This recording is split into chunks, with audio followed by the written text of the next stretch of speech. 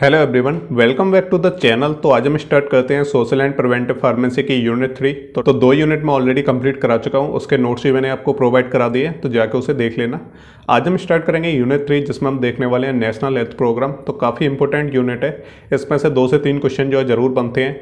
एक क्वेश्चन इसमें से जो है लॉन्ग नोट पूछा जाता है, बाकी इसमें से शॉर्ट क्वेश्चन भी हमारे बनते हैं। तो उसी को जो फोकस में रखते हुए हम इस यूनिट को कवर करेंगे। जो डिजीज कम इंपॉर्टेंट है तो उनको हम जो है शॉर्ट में कवर करेंगे, और बाकी जिनसे ज़्यादा पूछा जाता है, लॉन्ग नोट वगैरह पूछे जाते हैं, उनको हम थोड़ा डिटेल में देखेंगे।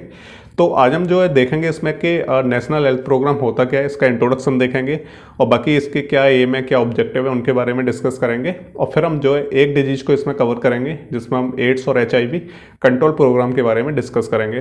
तो चलिए स्टार्ट करते हैं और समझते हैं कि नेशनल हेल्थ प्रोग्राम होता क्या है। तो इसका इंट्रोडक्शन देख लेते हैं। तो जो नेशनल हेल्थ प्रोग्राम होता है, इसको क्या है, सेंट्रल गवर्नमेंट के द्वारा लॉन्च किया गया है, ठीक है। और इसके कुछ पर्पज होते हैं, यानी पर्पज यानी ऑब्जेक्टिव क्या है इसके नेशनल हेल्थ प्रोग्राम के। तो सबसे पहला पॉइंट आपको यही याद रखना है कि सेंट्रल गवर्नमेंट के द्वारा लॉन्च किया गया है।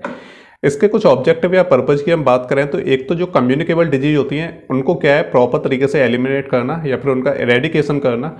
तो इसमें क्या रहता है, जो भी कम्युनिकेबल डिजीज रहते हैं, जैसे एड्स हो गया है ना, और सेक्सुअली ट्रांसमिटेड डिजीज रहती हैं, जो क्या कम्युनिकेट करने से क्या है आपस में जो है ट्रांसमिट हो जाती हैं। तो ऐसे डिजीज को क्या है एरेडिकेट करना। और बाकी इसके सेकंड पॉइंट की हम बात करें तो पॉपुलेशन को कंट्रोल करना, यानी जनसंख्या नियंत्रण करना।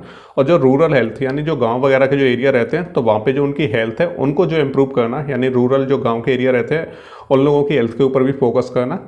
तो ये इनका काम रहता है, यानी ये इसका ऑब्जेक्टिव रहता है। बाकी क्या है, जो न्यूट्रिशन जो खाना पीना हम खा रहे हैं उसके स्टैंडर्ड्स को जो है थोड़ा हाई करना, उसका स्टैंडर्ड जो है बढ़ाना, यानी अच्छी क्वालिटी का खाना जो है प्रोवाइड करवाना। बाकी एनवायरमेंटल जो सैनिटेशन रहता है उसको इम्प्रूव करना है, यानी समय समय पे जो है जैसे मच्छर वगैरह पनपते हैं गर्मियों के सीजन में, या फिर क्या जब बारिश होती है तो उस टाइम पे सैनिटाइज वगैरह करवाना, वहाँ पे दवाई का छिड़काव करना।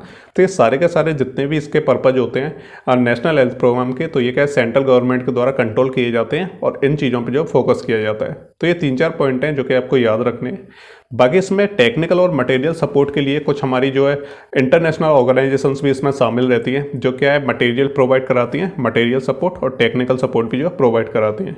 तो ऐसे इंटरनेशनल ऑर्गेनाइजेशन कौन सी हैं, तो वो हमारी WHO है, यूनिसेफ है और UNFPA है। तो ये क्या करती हैं कि मटेरियल और टेक्निकल रिलेटेड जो भी सपोर्ट रहता है तो वो जो है प्रोवाइड कराती हैं। अब हम नेक्स्ट हम बात करते हैं हेल्थ केयर सर्विसेज के। हेल्थ केयर सर्विसेज क्या होती हैं? तो जो हेल्थ केयर प्रोग्राम्स रहते हैं, तो इनका मतलब होता है कि जो हेल्थ स्टेटस रहता है कम्युनिटी का, उसको जो है एनहेंस करना, उसको बढ़ाना, यानी उनकी हेल्थ को जो है इम्प्रूव करना। और बाकी इसमें मॉर्बिडिटी रिडक्शन, यानी जो मृत्यु दर है उसको कम करना, लाइफ की जो एक्सपेक्टेंसी है उसको इंक्रीज करना। इसके अलावा क्या है, जो न्यूट्रिशनल स्टेटस रहता है तो उसको भी जो है इम्प्रूव किया जाता है। और एक और इसमें लास्ट पॉइंट है decrease in rate of population growth. तो जो पॉपुलेशन की जो ग्रोथ है उसको कंट्रोल करना, और जो रेट है जो पॉपुलेशन ग्रोथ की उसको क्या है कम से कम करना, जिससे क्या है पॉपुलेशन कम इंक्रीज हो, ठीक है। तो ये कुछ पॉइंट्स हैं जो क्या है हेल्थ केयर सर्विसेज के अंडर में आते हैं, जो आपको ध्यान रखने हैं। और इसमें हम बात करते हैं हेल्थ केयर सिस्टम की। तो हेल्थ केयर सिस्टम में भी आपको कुछ पॉइंट्स को याद रखना है। तो हेल्थ केयर जो सिस्टम होता है उसको क्या डिजाइन किया गया है, किसके हिसाब से डिजाइन किया गया है, हेल्थ केयर सर्विसेज के लिए। तो जो हेल्थ केयर सर्विसेज होती है तो वो क्या है हेल्थ केयर सिस्टम के अंडर में ही आती है, इसलिए आपको इस तरीके से याद रखना है इसे। बाकी it is represented in India by 5 major sectors. तो जो हेल्थ केयर सिस्टम रहता है इंडिया का, तो उसे क्या है 5 अलग अलग मेजर सेक्टर्स में से जो है डिवाइड किया गया है। तो सबसे पहला तो एक रहता है हमारा पब्लिक हेल्थ केयर सेक्टर, दूसरा हमारा प्राइवेट सेक्टर रहता है ना, फिर हमारा इंडिजीनियस सिस्टम रहता है, इंडिजीनियस सिस्टम ऑफ मेडिसिन, और फिर हमारा वॉलेंटरी हेल्थ एजेंसी रहती है और नेशनल हेल्थ प्रोग्राम्स रहते हैं, ठीक है। तो ये आपको ध्यान रखने हैं। तो हमारा जो इंडिया का जो हेल्थ केयर सिस्टम है उसे 5 जो अलग अलग सेक्टर्स में डिवाइड किया गया है, जिसमें पब्लिक हेल्थ हो गया, प्राइवेट हो गया, इंडिजीनियस सिस्टम हो गया मेडिसिन, और वॉलेंटरी सिस्टम हो गया, और फिर हमारा नेशनल हेल्थ प्रोग्राम्स हो गया। नेक्स्ट हमारे ऑब्जेक्टिव ऑफ द प्रोग्राम। तो ये नेशनल हेल्थ प्रोग्राम रहता है तो उसके ऑब्जेक्टिव्स क्या रहते हैं, तो ये आपको कुछ पॉइंट इसमें याद रखने हैं। तो सबसे पहला पॉइंट है कि जो कंट्री की जो जनरल पॉपुलेशन होती है, यानी जो आम आदमी रहता है, तो उसकी जो हेल्थ का जो लेवल है तो वो काफ़ी अच्छा रहे, ठीक है। यानी काफ़ी अच्छी लेवल की जो हेल्थ है उसे वो मेंटेन कर सके, जो भी हमारी जनरल पॉपुलेशन है। इसके अलावा जो इक्वल एक्सेस, यानी जो हेल्थ केयर सर्विसेज वगैरह रहती हैं तो उनका क्या है इक्वल एक्सेस मिले। ऐसा ना हो कि गरीब को जो है हेल्थ से रिलेटेड जो भी सुविधाएं हैं वो कम मिल रही हैं और अमीरों को ज़्यादा मिल रही हैं, तो ऐसा नहीं होना चाहिए। सबके लिए क्या इक्वल एक्सेस होना चाहिए। बाकी इसमें एक और इसका ऑब्जेक्टिव रहता है कि रेगुलेट करना। किस चीज़ को रेगुलेट करना? जो ड्रग्स और जो कॉस्मेटिक रहते हैं, है ना, तो उनका इम्पोर्ट, मैन्युफैक्चरिंग और जो डिस्ट्रीब्यूशन रहता है, तो लाइसेंस उन्हें जो प्रोवाइड कराना, जिससे क्या है जो ड्रग्स और कॉस्मेटिक है तो इनको अच्छे तरीके से जो है उनको रेगुलेट किया जा सके। सबसे लास्ट फर्स्ट पॉइंट की हम बात करें distribution, manufacturing and selling of drugs bye eligible persons. ठीक है, तो जो भी ड्रग्स वगैरह का जो डिस्ट्रीब्यूशन हो रहा है, मैन्युफैक्चरिंग हो रही है, सेलिंग हो रही है, तो वो क्या है, जो एलिजिबल पर्सन्स हैं तो उनके द्वारा ही उसका जो डिस्ट्रीब्यूशन होना चाहिए। तो ये कुछ पॉइंट्स हैं जो क्या है नेशनल हेल्थ प्रोग्राम के अंडर में आते हैं और उसके ऑब्जेक्टिव भी होते हैं। अब ये तो हमारा बेसिक इंट्रोडक्शन हो गया कि नेशनल हेल्थ प्रोग्राम होता क्या है। तो कभी कभार जो है डेफिनेशन या शॉर्ट में पूछा जाता है तो आप अंदर लिख सकते हो। बाकी इसमें अब जो मेन हमारा जो आता है वो हमारा डिजीज वाला सेक्शन है, जिसमें क्या अलग अलग तरह की डिजीज को जो है हमें देखना है कि जो है हर डिजीज के लिए जो कंट्रोल प्रोग्राम है वो कैसे जो है बनाया गया है और क्या चीज़ें उसके अंडर में आती हैं। सबसे पहले हम डिस्कस करेंगे आज HIV and AIDS control programme की। तो जो हमारा HIV रहता है, HIV क्या है, ह्यूमन इम्यूनो वायरस रहता है। ठीक है, HIV क्या है, हमें एड्स को जो कॉज करता है, यानी मेन जो वायरस रहता है वो हमारा HIV रहता है। ठीक है, तो इसको कंट्रोल करने के लिए क्या प्रोग्राम वगैरह बनाए गए हैं, तो इसको आपको जो मैं डिटेल में पढ़ाऊंगा क्योंकि इससे जो है लेंथी क्वेश्चन आता है, तो लेंथी के लिए आपको थ्योरी ज़्यादा से ज़्यादा जो है लिखनी पड़ती है उसमें। तो यहाँ मैंने इसमें जो 4-5 पेज की जो थ्योरी यहाँ पे मेंशन की है, सबको मैं आपको ब्रीफ में समझाऊंगा, बाकी आपको खुद ही रीड करना है। तो चलिए स्टार्ट करते हैं और देखते हैं। तो सबसे पहले हम बात करते हैं कि नेशनल एड्स कंट्रोल प्रोग्राम, जिसे हम NACP भी बोलते हैं, यानी नेशनल एड्स कंट्रोल प्रोग्राम। तो इसको क्या है 1987 में जो है इसे लॉन्च किया गया था सबसे पहले। इसमें 4 हमारे जो प्रोग्राम्स हैं अलग अलग। तो सबसे पहला हमारा NACP1 जो हमारा क्या है 1992 से 1997 तक जो है चला था।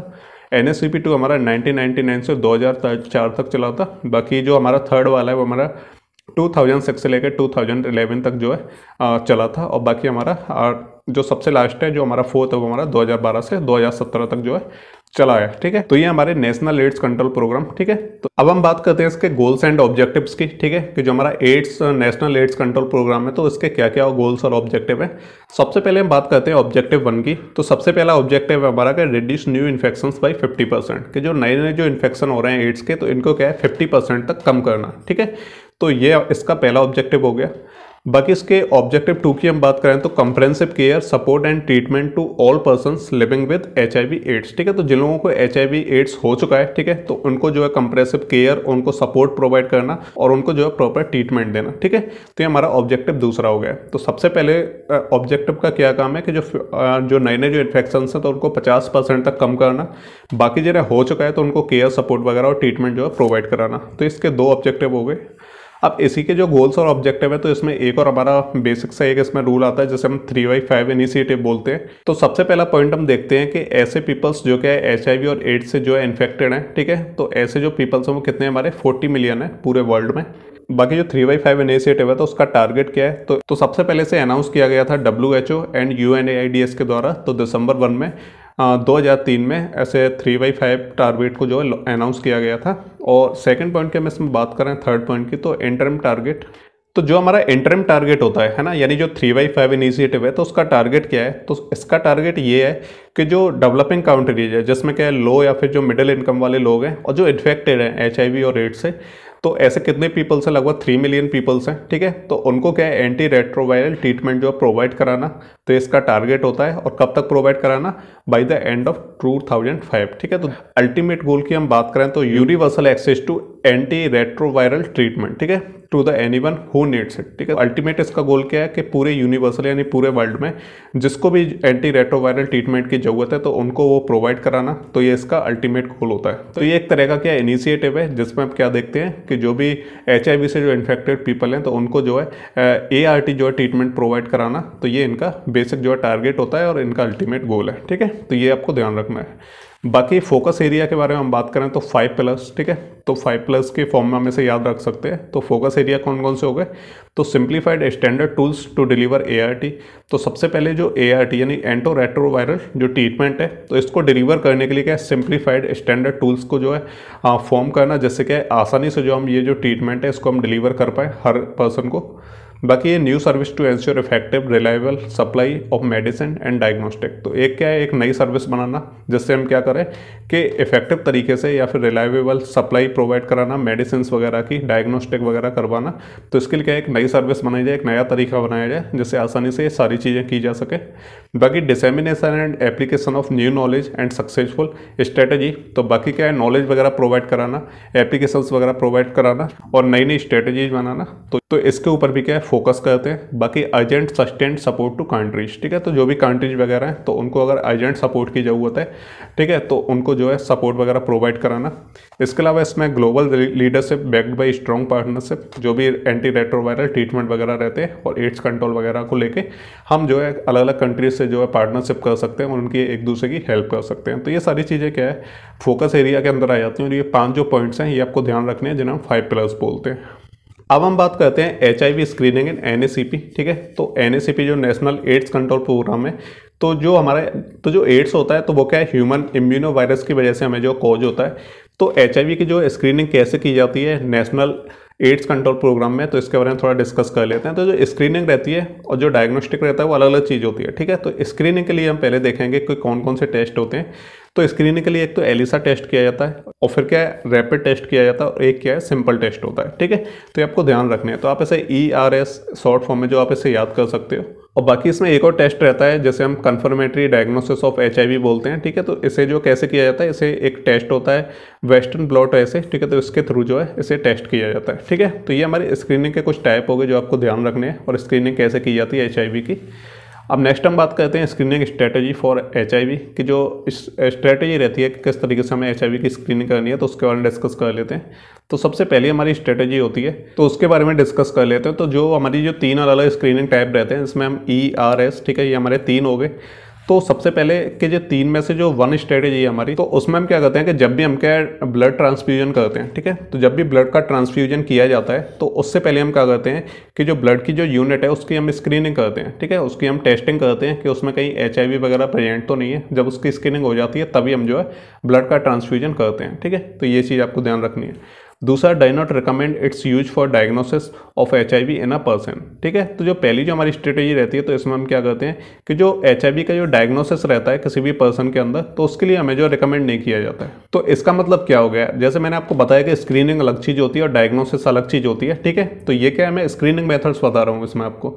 तो जो स्क्रीनिंग मेथड्स होते हैं तो उनका इस्तेमाल क्या है, डायग्नोसिस के लिए नहीं किया जाता, केवल स्क्रीनिंग के लिए किया जाता है। तो इसलिए जो हमारा 1 मेथड रहता है, यानी पहला जो मेथड रहता है 3 में से स्क्रीनिंग का, तो उसका इस्तेमाल हम किस लिए नहीं करते हैं, डायग्नोसिस के लिए नहीं किया जाता है। तो ये चीज़ आपको ध्यान रखनी है।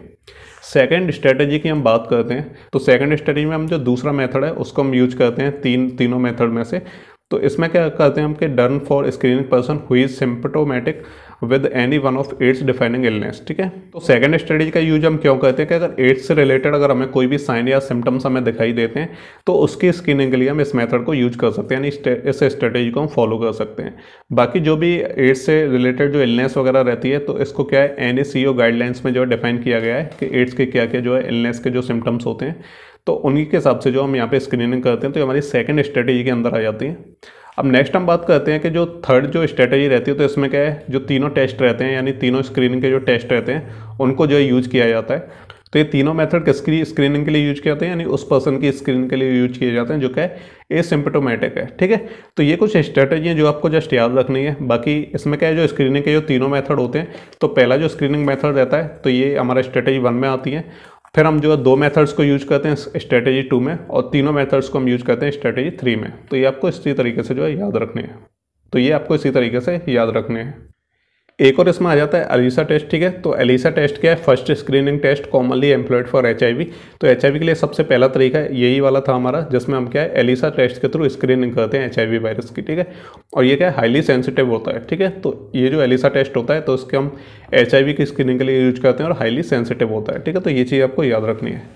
नेक्स्ट हमारा HIV डायग्नोसिस टेस्ट, ठीक है। तो हमने स्क्रीनिंग के लिए तो देख लिया हमने 3 अलग अलग मेथड्स, और बाकी हम क्या है यहाँ पे HIV डायग्नोसिस के लिए कौन कौन से जो है मेथड्स यूज किए जाते हैं, कौन कौन से टेस्ट किए जाते हैं, तो इस चीज़ के बारे में हम देख लेते हैं। तो सबसे पहला हमारा जो सबसे बेसिक है वो हमारा आता है वेस्टर्न ब्लॉट टेस्ट है, जिसे हम इम्यूनोब्लॉट भी बोलते हैं। तो इसके थ्रू क्या है, सबसे पहला हमारा HIV का डायग्नोसिस टेस्ट किया जाता है। तो इसमें हम देख लेते हैं थोड़ा सा कि क्या होता है वेस्टर्न ब्लॉट ऐसे। तो it is a method to detect specific protein in a given sample of tissues homogenate और एक्सट्रैक्ट, ठीक है। तो इसका हम यूज क्यों करते हैं कि सबसे पहले तो जो प्रोटीन रहती है, कोई भी हमने सैंपल ले लिया, ठीक है, कोई भी हमने ब्लड का सैंपल ले लिया, तो उसमें हम क्या है कोई भी स्पेसिफिक प्रोटीन वगैरह को अगर हम डिटेक्ट करना चाहते हैं तो इस मेथड को जो है यूज किया जाता है। बाकी use as a confirmatory test for HIV। तो ये जो मेथड होता है इससे हम क्या है HIV को जो कंफर्म कर सकते हैं, ठीक है, कि अगर HIV होगा तो इस टेस्ट से हमें जो पता चल जाएगा। बाकी based on detecting viral core protein और एंड एनवेलप ग्लाइकोप्रोटीन। ठीक है, तो ये जो टेस्ट होता है वो क्या क्या डिटेक्ट करता है। तो पहला रहता है वायरल कोर प्रोटीन और दूसरा रहता है एनवेलप ग्लाइकोप्रोटीन, जिसे हम GP41 बोलते हैं, और वायरल कोर प्रोटीन को हम क्या बोलते हैं, P24। ठीक है, तो इनको जो है डिटेक्ट करता है। तो ये तो हमारा पहला वेस्टर्न ब्लॉट ऐसे हो गया। इसका हम थोड़ा सा मैकेनिज्म देख लेते हैं। तो gel electrophoresis to separate native और डीनेचर्ड प्रोटीन। ठीक है, तो ये जो टेस्ट रहता है तो उसमें क्या है, जेल इलेक्ट्रोफोरेसिस का यूज किया जाता है सेपरेट करने के लिए। क्या क्या सेपरेट करने के लिए, जो नेटिव और जो डीनेचर्ड प्रोटीन रहती है उनको सेपरेट करने के लिए जेल इलेक्ट्रोफोरेसिस का यूज किया जाता है। सेकंड पॉइंट की हम बात करें, proteins transfer to a membrane. ठीक है, तो ये क्या करता है, जो मेम्ब्रेन होती है तो ये क्या है, प्रोटीन्स को मेम्ब्रेन तक ट्रांसफर करता है। और थर्ड पॉइंट की हम बात करें, probe detection using antibodies specific to the target protein. ठीक है, तो इसमें हम क्या करते हैं, प्रोब डिटेक्शन करते हैं, एंटीबॉडीज का यूज में हम यूज करते हैं। ठीक है, स्पेसिफिक टाइप की जो एंटीबॉडी रहती है उनका हम यूज करते हैं अगर हम किसी भी स्पेसिफिक टारगेट प्रोटीन को जो है डिटेक्ट करना चाहते हैं।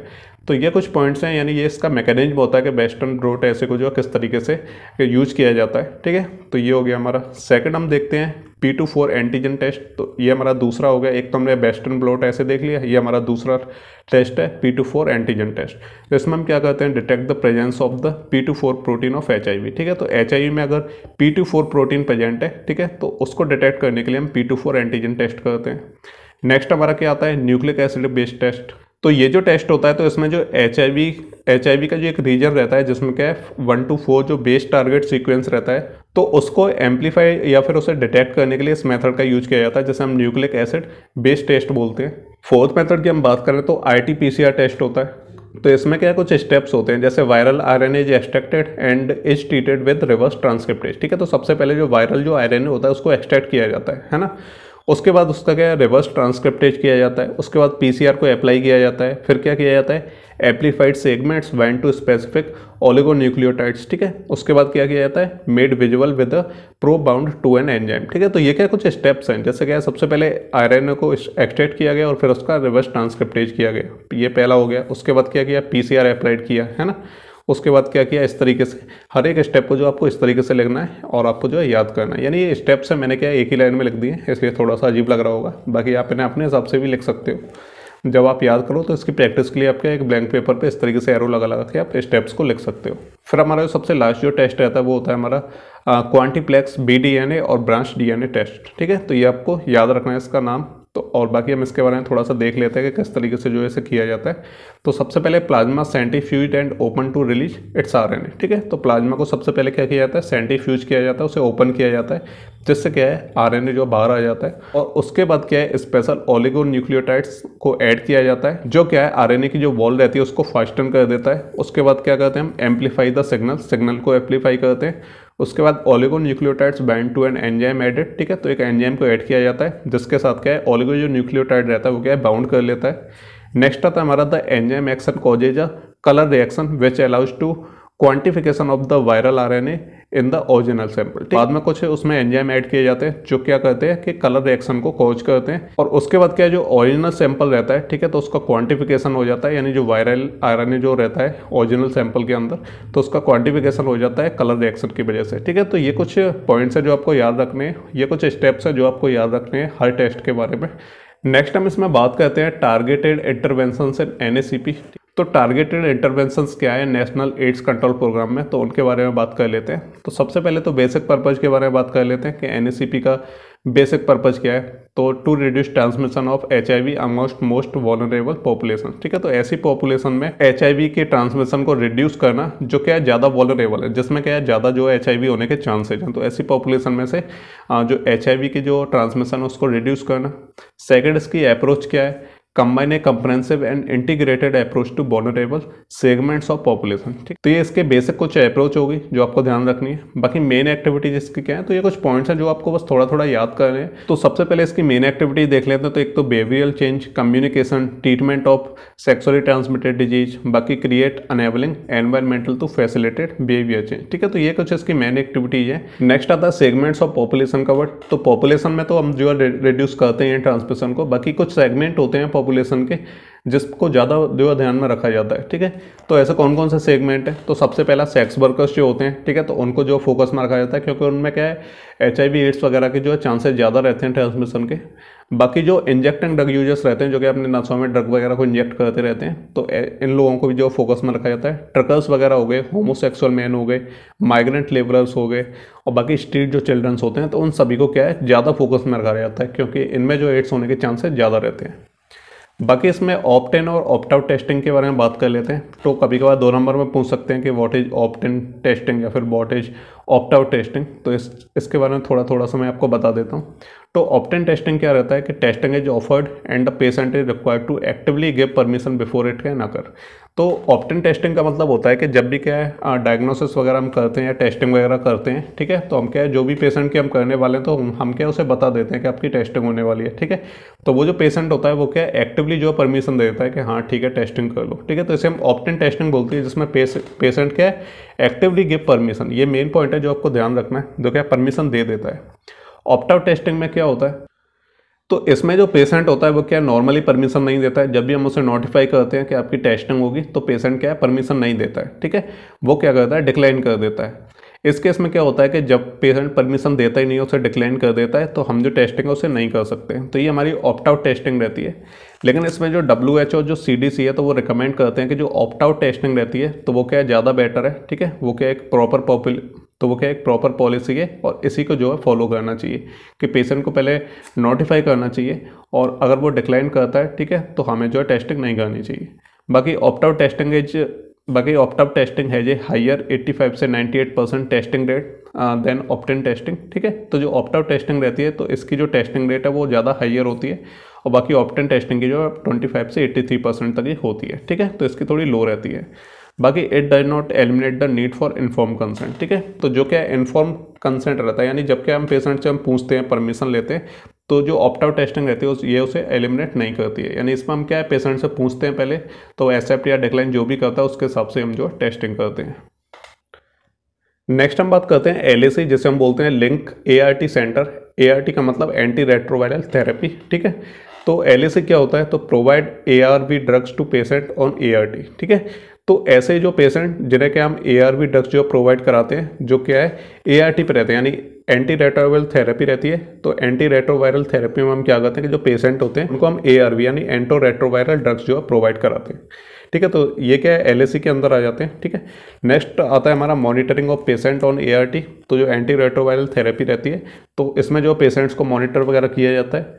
बाकी treatment of minor opportunistic infections, ठीक है। तो HIV के अलावा भी क्या अगर कोई इन्फेक्शंस वगैरह होते हैं, तो उनको भी जो है ट्रीट किया जाता है। Identification and management of side effect, तो साइड इफेक्ट को आइडेंटिफाई करना, उनका मैनेजमेंट करना, ये चीज़ भी होती है। बाकी reinforcement of drug adherence on every visit, ठीक है।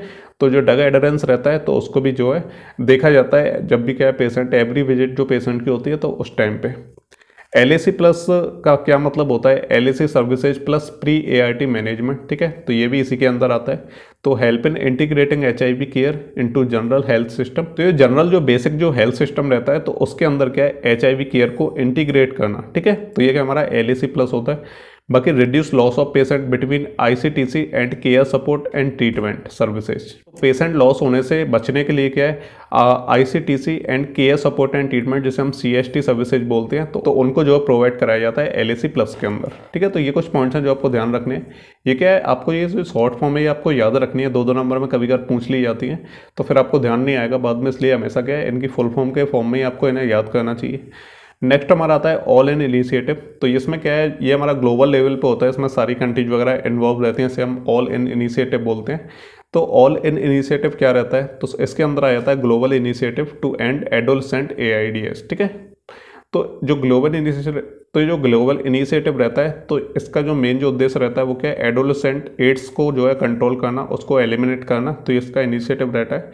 तो सबसे पहले डिस्क्रिप्शन देख लेते हैं। Partnership between UNAIDS and UNICEF to reach adolescent with HIV services and to end the AIDS epidemic by 2030, ठीक है। तो ये क्या एक ग्लोबल पार्टनरशिप है, जिसमें UNAIDS एंड जो यूनिसेफ रहता है, तो ये क्या आपस में पार्टनरशिप करके, और इनका क्या टारगेट रहता है कि जो एड्स है वो हमारा 2030 तक हम क्या कर सकें कि जो एड्स का जो एपिडेमिक है उसको हम एंड कर सकें, ठीक है। और बाकी HIV सर्विसेज वगैरह हम प्रोवाइड करा सकें ग्लोबल लेवल पे, ठीक है। तो ये इसका डिस्क्रिप्शन हो गया।